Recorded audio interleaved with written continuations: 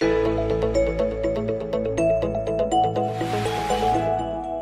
welcome back to our mini-series on themes in and around Purim with Rav Ezra Bick.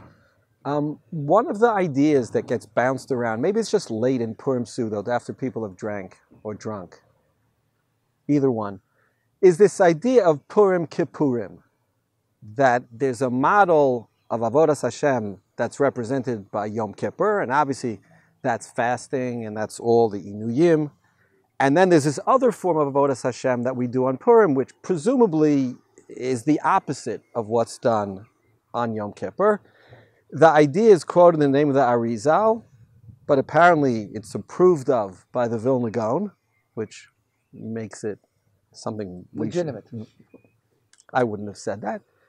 Do we really think there are two approaches to Avodas Hashem? Do we really think, as some people say, well, there's the fasting and there's the celebrating, and Purim you have Tanis Esther, and that's Bechinas Yom Kippur, and then you have the happy part. What does it mean? What do we do with it? Assuming it's the beginning of the Purim Suda and we haven't yet drunk or drank. You're right.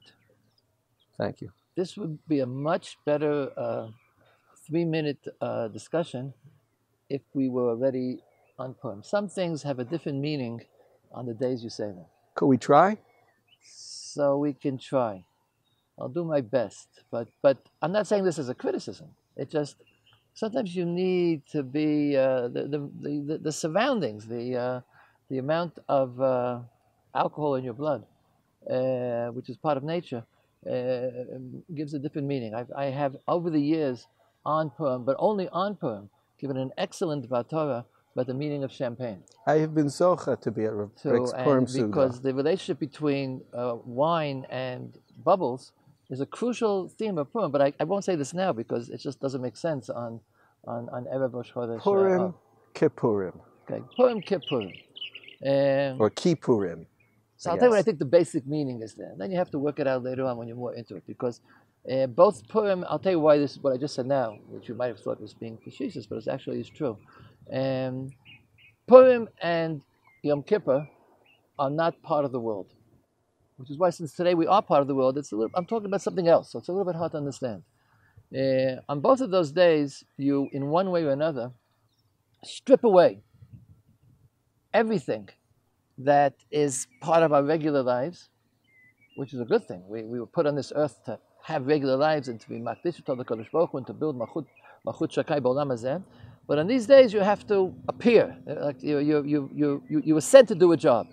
And once a year, apparently now twice a year, because Purim came in, twice a year you have to show up before God, but you have to strip it all away. You appear naked before God just with your simplicity to make sure that the relationship exists, to get kapara, to rejuvenate your relationship. And it's done in two separate ways, two opposite ways. On Yom Kippur, you simply strip it all away. There's no olam hazeh. You're like the Chazal talk about kim malachim. So you strip it all away. There's no eating. There's no drinking. That's why we wear kittles. Kim malachim. It's just you. Nothing artificial. And again, not because artificial things are bad. They're not just they're not bad. They're what we're here for. They're good. Artificial or external? External, artificial. Olam hazeh. They're good. They're here to use them to not just to use them as tools, but to ennoble them, to sanctify them. But now the you has to appear. Yom Kippur we appear. We said about Rosh Hashanah. Yom Kippur too. Kivnei Maron. You come by yourself. You stand before God in the ultimate din and testing din, weighing and judging. Purim has an aspect which the Ari apparently was interested in, which is very similar, but it's going the other way around, because it's not that easy to really strip yourself apart. In Yom Kippur, you spend 10 days in terror of being judged. You eventually, hopefully, get down to the bare essentials that are there, at least for a few seconds at the end of the day when we stand before God and say, Hashem Elokim. But on some point, we use another method. We nullify the hashpah of the world by drowning it in simcha, or perhaps in alcohol. The Hasidim use the phrase avodat Hashem begashmius. Is that what you're saying? No, that's what Hasidim say about the whole year. That's what I'm saying. I also said it about the whole year. On Purim, the idea is that nichmas yain yatzasad. So we don't eliminate the world. We just it works to the extent the real you comes out. I think the difference might be the kaf hadimion Kippurim. It's similar, is that on Purim it's important for us to see that. On Yom Kippur, we present it to God. On Purim, a person discovers things about himself that perhaps he didn't know. All the little things that you rely on, excuse me, all the things that you rely on to help promote your self-image as a good person, as a tzaddik, as whatever you think of yourself.